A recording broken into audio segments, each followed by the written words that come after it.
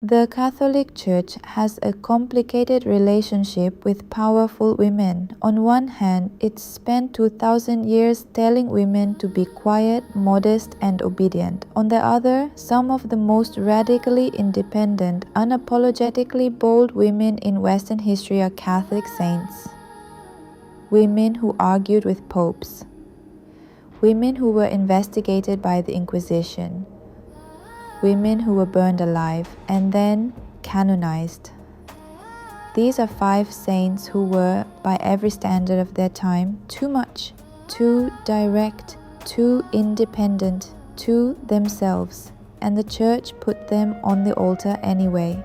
Catherine of Siena was the 23rd child of a wool dyer. She had no title, no convent, no institutional authority of any kind, and yet at the age of 30 she was writing letters to the Pope, not polite requests but direct commands. She called him Babbo, which in Italian is something like Papa. Affectionate, yes, but also deliberately familiar, not the language you use with the Vicar of Christ. She told him he was a coward, that the papacy had been rotting in Avignon, France for 70 years while Rome fell apart, and that it was his job, his personal spiritual obligation, to go back. He went. In 1377, Pope Gregory XI returned the papacy to Rome. Catherine was 30 years old. She died 3 years later at 33, the same age as Christ. In 1970, nearly 600 years after her death, Pope Paul VI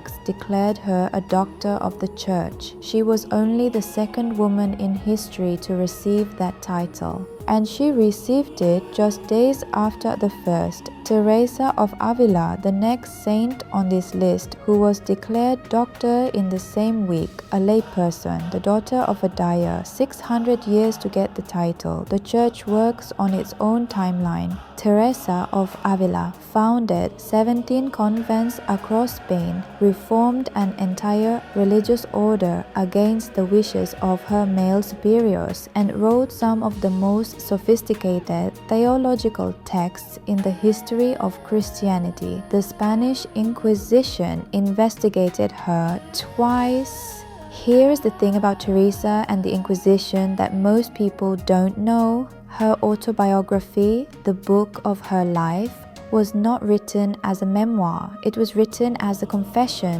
Her male confessor, under scrutiny himself, ordered her to write it specifically so the Inquisition could examine it. Every word was written knowing that inquisitors would read it, and Teresa knew it. Scholars have documented that she deliberately wrote in third person in parts, downplayed her intelligence, and used metaphors to obscure her most radical ideas from scrutiny. She was threading a needle, saying everything she needed to say in a form that would survive. It did. The Inquisition examined her writings and declared them orthodox. She kept writing. She kept founding convents. She outlived every attempt to silence her.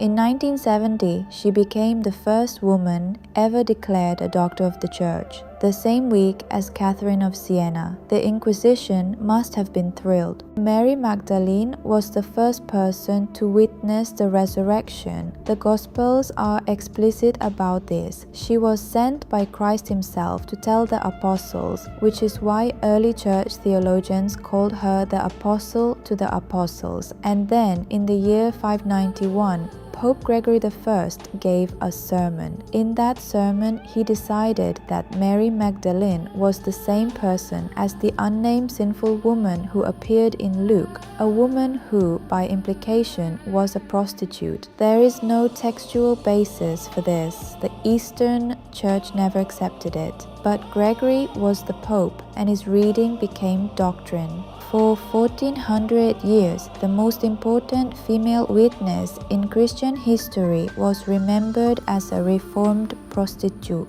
In 1969, Pope Paul VI quietly corrected the record. In 2016, Pope Francis elevated her feast day to the same liturgical rank as the male apostles, a recognition of what the early church had always known and what Gregory had spent 14 centuries obscuring. One pope spent 1400 years of church history rewriting who she was. It took 2 more popes to undo it.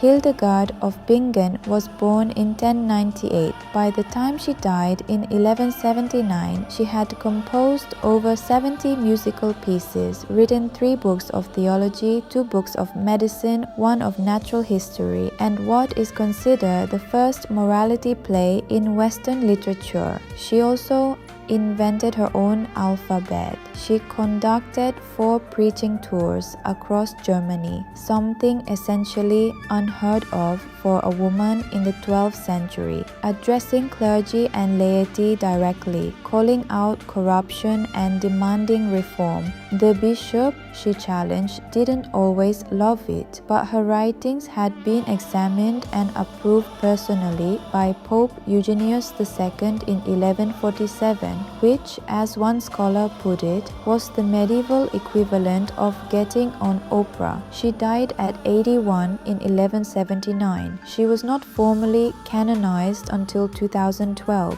833 years. In 2012, Pope Benedict XVI declared her a Doctor of the Church, one of only 4 women in history to hold that title and the last to be recognized.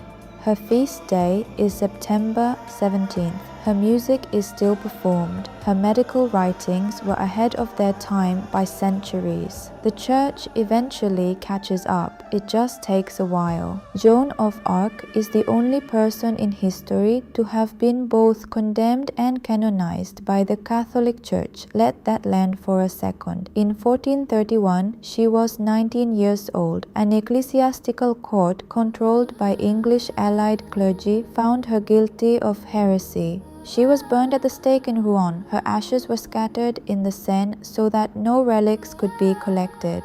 25 years later, a new trial ordered by the Church examined the same evidence and declared her an innocent martyr, executed for a secular political vendetta disguised as a religious trial. It took until 1909 for her to be beatified, until 1920 to be canonized. For 189 years after the Church burned her alive, Joan of Arc didn't fit. She wore armor. She led armies. She heard voices that told her what to do, and she did it regardless of what any man, bishop, cardinal, or king thought about it. The Church killed her for it and then made her a saint. 5 women, 5 centuries, 5 different ways of being too much for the institution that eventually put them on the altar. Catherine argued with popes. Teresa outmaneuvered the Inquisition. Mary Magdalene had her story rewritten for 1400 years and reclaimed it anyway. Hildegard did everything and waited 8 centuries to be recognized. Joan was burned alive and canonized by the same church that killed her. None of them fit the mold. None of them apologized for it. And the Church, for all its complicated relationship with powerful women, has spent 2,000 years putting the ones who didn't fit on the highest pedestals it has. Maybe that's the contradiction worth sitting with. 안녕하세요.